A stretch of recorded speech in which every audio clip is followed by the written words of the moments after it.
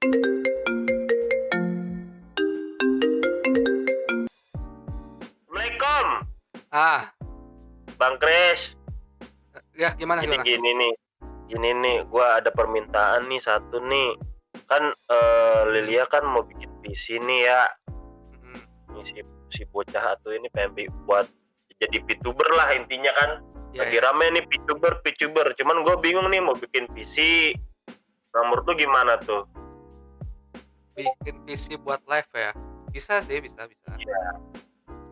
Nah, tapi gini Bang Kris, kan meja meja dia tuh kan gak gede-gede amat ya kecil lah ya. Tapi lebih gede daripada titik itu sih, aman sih. Anjing. Jadi jadi intinya ada saran nggak nih buat bikin PC yang kecil lah, yang nggak gede-gede amat, yang nggak segede perut lu juga gitu ya, pas mungkin gitu, gimana tuh? Ah, bisa sih. Mumpung kebetulan banget gue lagi mau belanja buat PC. Nanti sekalian deh gue bikin PC yang emang kuat buat live streaming, terus PC-nya kecil juga, jadi nggak makan tempat yang banyak itu. Jadi pas banget lah buat itu. Berapa tuh harganya? Ya sambil jalan ntar kan kalau udah Sambil jalan ya, iya boleh. boleh tuh, lihat-lihat gimana sih PC-nya, kayaknya bagus deh. Oh berarti ini PC mini gitu ya? Ya PC mini. Tapi tetap adem Oke. lah, biar nggak panas gitu. Tidak sepanas api neraka. Wah, bener tapi aku suka PC-nya. Yaudah Bang, mana Bang, lihat dong Bang, lihat ya, belanja Oke dulu nih. bang. Ah, Tunggu ya, aku tunggu nih. tuh, thank you bang. Oke.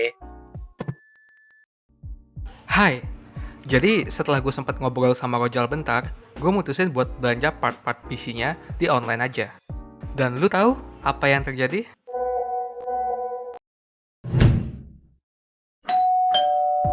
Dikarenakan keadaan pasar yang seperti ini, yang dimana persediaan chipset semakin menipis karena pandemi, dan demam mining mulai meningkat juga, yang membuat semua harga komponen PC ikut melonjak. Jadi, rakitan kali ini kita pakai part yang ready aja, dan cukup dengan kebutuhan yang ingin kita capai.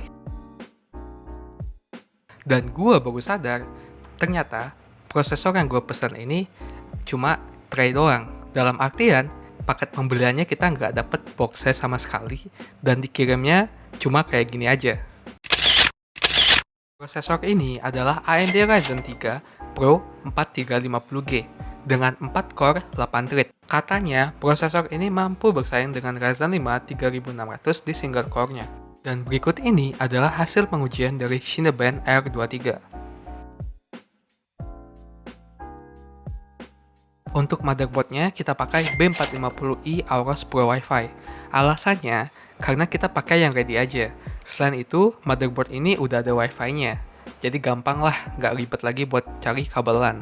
Untuk RAM-nya, kita menggunakan Adata XPG Spectrix 8GB x 2 DDR4 3200 mAh.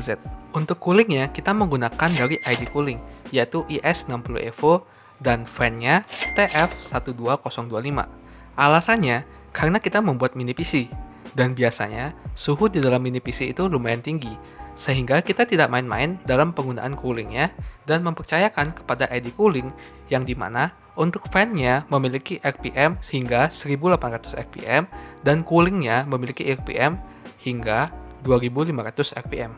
Pastanya sendiri kita gunakan bawaan dari heatsink ID Cooling, dan fungsi pasta itu sendiri adalah menyalurkan panas dari prosesor ke dalam heatsinknya. Selanjutnya adalah pemasangan SSD. Di sini heatsink bawaannya nggak gue pakai karena udah dapat dari SSD-nya. Dan SSD-nya gue pakai dari Adata XPG 512GB M.2 NVMe. Untuk casingnya kita menggunakan dari Corsair, yaitu Corsair QBX Compact. Ukuran dari casing ini adalah lebar 178 mili, panjang 384 mili, dan tinggi 291 mili. Casing ini sudah support VGA hingga panjang 350 mili. PSU yang digunakan di dalam casing ini berukuran ATX. Selain itu juga, casing ini bisa dibilang cukup mudah untuk dirakit, karena setiap bagian panel casingnya dapat dibongkar pasang, sehingga pengaturan untuk kabel manajemennya cukup mudah. PSU-nya sendiri kita menggunakan ukuran ATX dari FSB Hexa 550W, karena casingnya sendiri masih support dengan PSU ATX.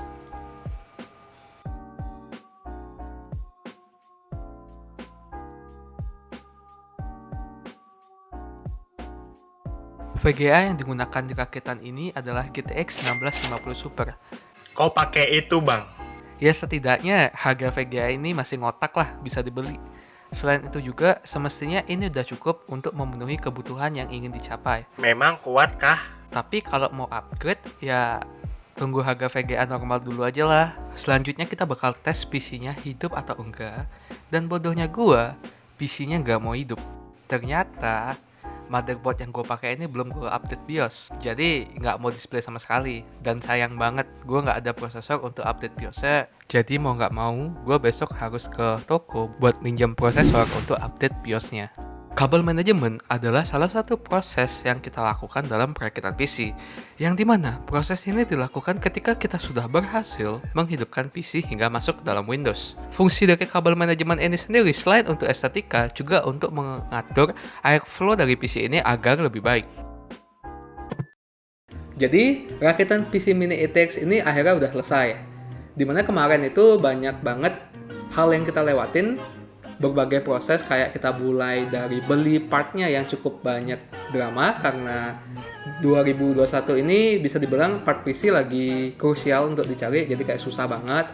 Dan akhirnya kita mutusin pakai part yang ada aja, yang bisa kita dapetin di pasaran, sehingga kita mutusin juga untuk pakai prosesor Ryzen 3 seri Pro yang 4000 series ini. Dimana sebenarnya Ryzen 3 ini nggak dijual terpisah di pasaran, dia tuh dijualnya bundle sama motherboard, atau enggak langsung bundle dengan PC mininya. Cuma mumpung ada yang jual terpisah dan harganya bisa dibilang masih masuk akal, jadi gue mutusin untuk pakai prosesor ini di dalam rakitan PC mini ini. Yang dimana untuk kebutuhan rakitan PC mini ini adalah digunakan sebagai PC live streaming. Yang kemarin temen gue, si Rojalia, lagi butuh rekomendasi PC live streaming. Dan momen harga naik, jadi gue muter otak banget biar bisa bikin spek yang sesuai untuk live streaming.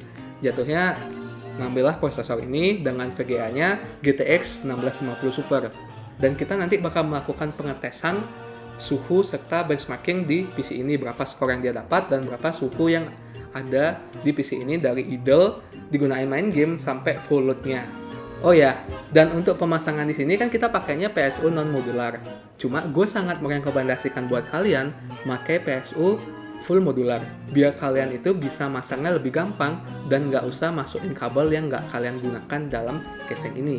Karena kan Mini ETX itu ruangannya cukup sempit, dan di casing ini ya emang sih bisa masang kabelnya dengan rapi, cuma ya lebih bagus itu emang full modular untuk Mini ETX rakitan kayak gini. Ketika lo ngerakitnya ini kayak ya tangan tuh bebas lah, masuknya megangnya tuh nggak terlalu menjelimet atau ribet banget gitu jadinya. Cuma ya karena belum biasa rakit Mini ETX, ada beberapa kabel yang harusnya dipasang duluan tapi belum kita pasang, jadinya kita harus buka lagi, kita ulang pasang gitu, ulang kayak gitu, jadi agak kesel juga. Terus update BIOS yang kita ketinggalan, jadinya kita delay 1 hari buat nyari prosesor buat update BIOS-nya, karena kita pakai motherboardnya B450, sedangkan prosesornya kita pakai Ryzen 3 Pro seri 4000 itu, yang dimana harus diupdate BIOS dulu kalau mau pakai di B450.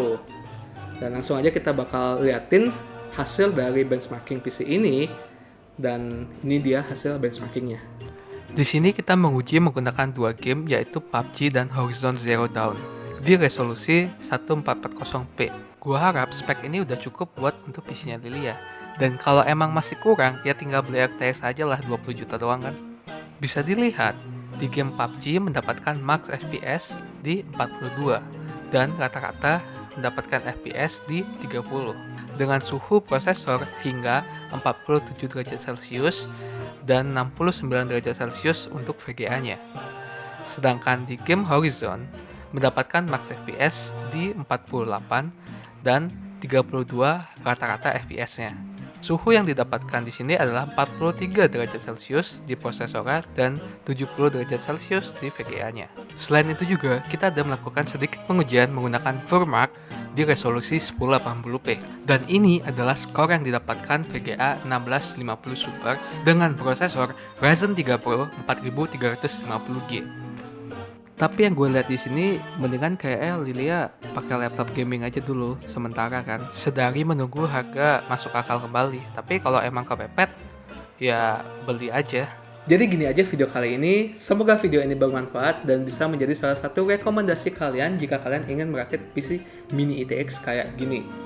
Dan mohon maaf bila ada salah kata, sampai jumpa di video selanjutnya. Dan jangan lupa untuk support kita selalu dengan cara like, comment, dan subscribe. And see you in the next video.